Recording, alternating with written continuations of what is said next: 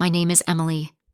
Once, I was the cherished daughter in a house of gold, but now I'm a stranger in a world of thrift stores and ramen noodles. All because I dared to love a man whose wallet was as light, as his spirit was heavy with goodness. My parents, draped in their silks and judgments, cast me out like yesterday's news. Choose, they said, him or us. I chose him, and with that choice, I lost my past but gained my future. The wound of their rejection still bleeds, but I bandage it with the certainty that love, not money, is the true measure of wealth. Each day, as I wake up next to Jack, I know I made the right decision. Our love is my home now, and no mansion could ever compare. Jack wasn't the kind of man my parents dreamed I'd marry. He didn't wear tailored suits or drive a shiny car. Instead, he wore faded jeans and drove a beat-up truck that rattled like it was held together by hope. But when he smiled, the world felt lighter. And when he held my hand, I knew I'd found something rarer than gold. Someone who saw me, not the heiress, but Emily, the girl who loved sunsets and thrift store books. We met at a coffee shop where he worked part-time. I was drowning in textbooks. He was drowning in bills. Yet somehow, we found each other. He'd slip me free lattes with little foam hearts, and I'd linger after closing, laughing at his terrible puns. It was simple, but it was ours. He wasn't rich, but he was rich in kindness. In the way he'd help an old lady cross the street or spend his last dollar on a stray dog's meal. That's what made me fall. His heart, not his wallet. My parents, though, saw only the numbers. "He's beneath you," they'd sneer, their voices sharp as the diamonds on their fingers. "A nobody with nothing to offer." They paraded suitors in front of me, men with trust funds and hollow eyes. But none of them had Jack's warmth. None of them made me feel alive.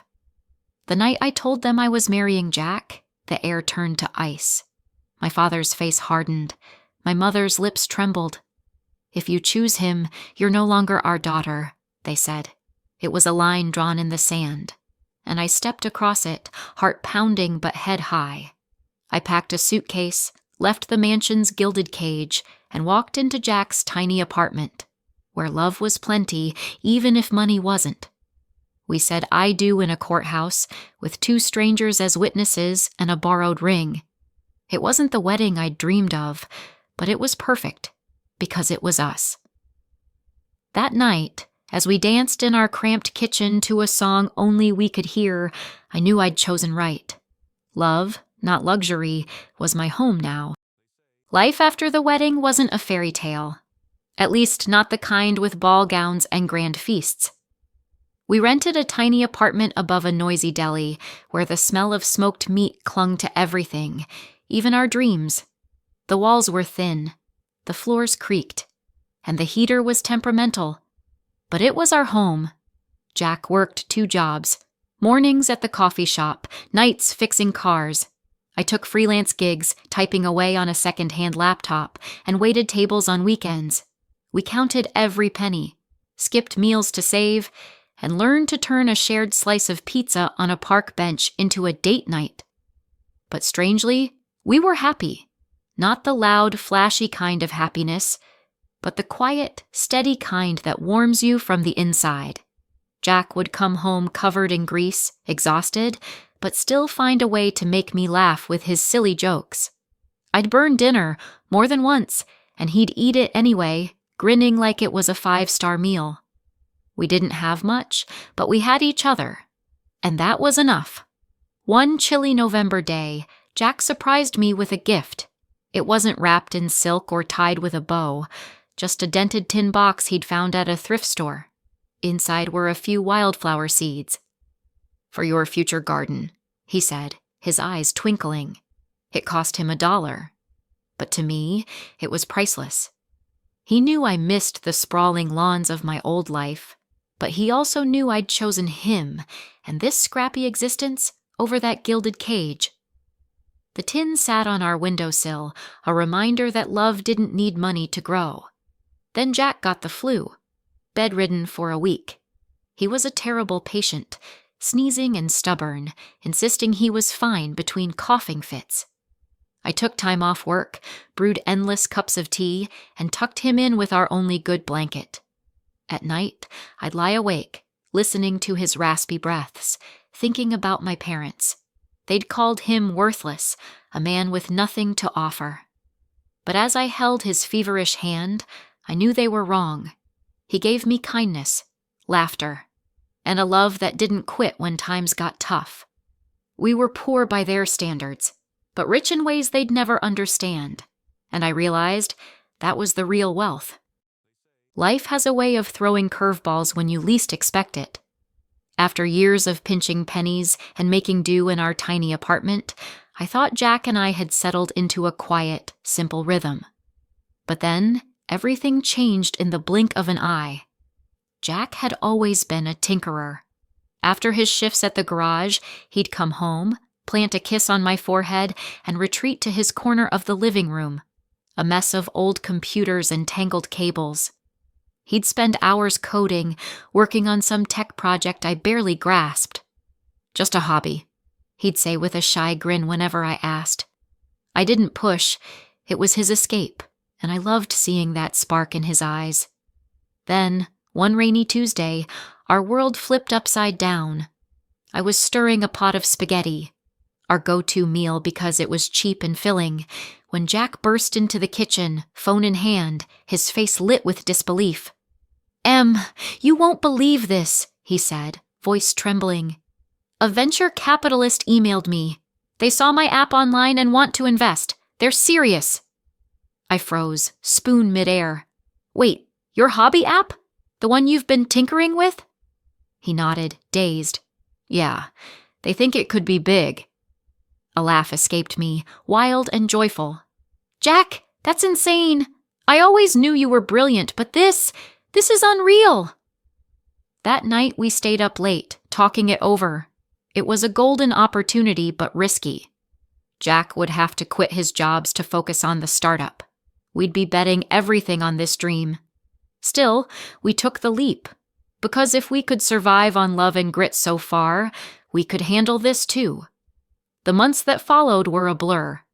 Jack met investors, built a team, and poured his heart into the company. I picked up extra freelance gigs to keep us afloat. There were sleepless nights and shaky moments, but bit by bit, the app took off. Users poured in, then media buzz, and suddenly, Jack's little hobby was a real business. Our lives transformed. We traded our cramped apartment for a modest condo with a real kitchen and a balcony where I planted wildflowers from seeds Jack gave me years ago. As the company grew, so did our dreams. We bought a house with a yard, space for the family we hoped to have one day. It was hard to believe this was us. But the real shock came on our 3rd anniversary. Jack had been acting odd, nervous, secretive. I figured he was planning a sweet surprise, maybe a dinner out. Instead, he blindfolded me and drove me somewhere unfamiliar. When he took off the blindfold, I gasped. We stood before the mansion my parents had dreamed of owning forever, a grand estate with ivy walls and a fountain, the kind of place they'd sighed over but could never afford. "Jack, what's this?" I asked, heart pounding. He grinned, eyes twinkling. "I bought it, Em. It's ours." I couldn't speak. The house my parents had coveted, the one they thought Jack could never give me, was ours. "How?" I whispered. "The company's doing well," he said simply. "I wanted this for us." Tears stung my eyes. This man, once dismissed by my parents, had turned his quiet talent into something extraordinary. Yet he hadn't changed, still in his worn jeans and driving that rusty truck, despite our new reality. Walking into that grand foyer, I felt a quiet pride. Not just for him, but for us. We'd built this together, and it was only the start. Life has a strange way of turning the tables, doesn't it? After Jack bought the house, the one my parents had coveted for years, we carved out a new beginning. The mansion's sprawling rooms and polished floors became ours, a quiet triumph over the past. I thought I'd left their disapproval behind, buried under the weight of time. But then, on a chilly Saturday afternoon, the past walked right up to our door. I was in the study, flipping through a book, when Jack's voice carried through the hall. "Em, your parents are here." My stomach tightened. We hadn't spoken since I chose Jack over their expectations, since they'd made it clear I was no longer their daughter. I smoothed my sweater, took a slow breath, and stepped outside. They stood on the porch, my mother clutching her purse, my father adjusting his tie. They'd come for a neighborhood open house, expecting to gawk at someone else's fortune, not ours. When they saw me, their faces crumpled in disbelief. My mother's eyes flicked to the towering windows, then back to me, wide and unblinking. My father's jaw tightened, his hands falling limp at his sides. "Emily?" my mother said, her voice a thin thread. This is your house?" "Yes," I replied, my tone even, my smile faint but deliberate. "Jack and I live here now." The air grew heavy with their silence. I watched the realization sink in. The daughter they'd dismissed now stood in the home they'd dreamed of, a prize they'd never grasped. My father blinked rapidly, his brow furrowing as if the world had tilted. My mother forced a laugh, too sharp, too quick. "Well, how marvelous! I always knew you'd do well for yourself." Her words rang false, a performance for an audience of one. I could see the strain in her smile, the way she tried to gloss over the years of distance. "We've missed you, darling," she went on, stepping closer, her hands fluttering. "It's been too long. Maybe we can put all that nonsense behind us now. Water under the bridge, yes?" I didn't move. My smile held, calm and unyielding. "Nonsense," I echoed softly, letting the word settle between us. I thought of the nights Jack and I had clung to each other, building a life from scraps while they looked the other way. I remembered their cold farewell, their refusal to see me as anything but a disappointment. Her composure wavered. "We only wanted what was best for you," she pressed, her voice cracking slightly. "You have to understand that." "Best for me?" I asked, my tone still quiet, still measured. "Was that when you turned me away, or when you decided Jack wasn't enough?" She flinched. Her eyes darted to my father, who shifted his weight and stared at the ground. The silence stretched, thick and uncomfortable. I didn't raise my voice or let the hurt spill out. I didn't need to. My stillness said it all. Jack appeared behind me, his presence steadying. "Good to see you both," he said, polite but cool. "We've got some things to take care of, though." My mother's smile faltered completely. "You've done wonderfully, Emily," she murmured, almost to herself. We're happy for you." "Thank you," I said, my voice soft but firm, offering nothing more. They lingered for a moment, then turned to go. As the door clicked shut, I felt the tension ease from my shoulders. Jack's arm slipped around me. "You all right?" he asked. I nodded, leaning into him.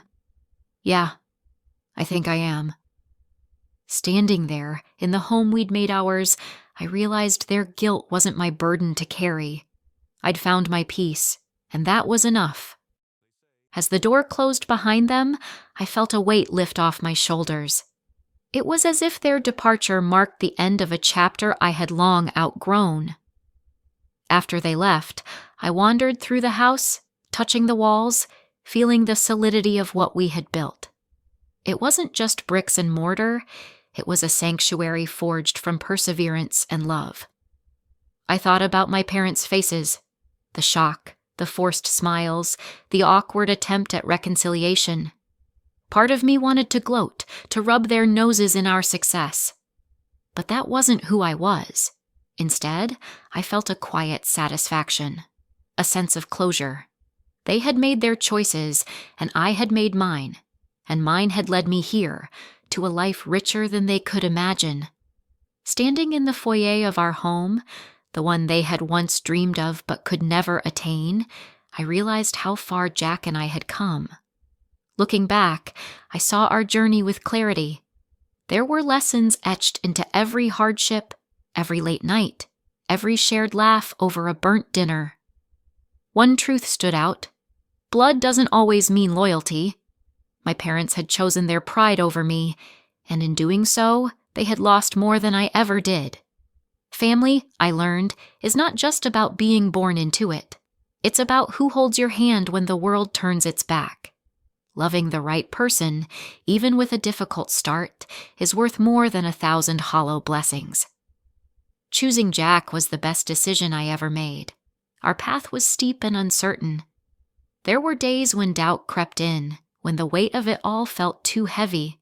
But every struggle knit us tighter. Every small win felt like a victory parade. I'd take 1,000 hard days with him over a lifetime of empty blessings from those who never saw my worth. A few days later, I found our wedding photo in a box of forgotten things. It was a simple shot. Us in the courthouse, grinning with borrowed rings and boundless hope. I dusted it off and placed it on the mantel in our grand living room. It wasn't just a photo. It was a testament to our journey, a quiet declaration that love, not money, had built this life. There it stood, a beacon of our resilience, a reminder that we had chosen each other and, in doing so, had chosen happiness. Jack came up behind me, slipping his arms around my waist. "Looks good there," he murmured. I leaned into him, feeling a warmth that no mansion could provide. Our story wasn't over. In many ways, it was just beginning. But for now, in this moment, we had everything we needed.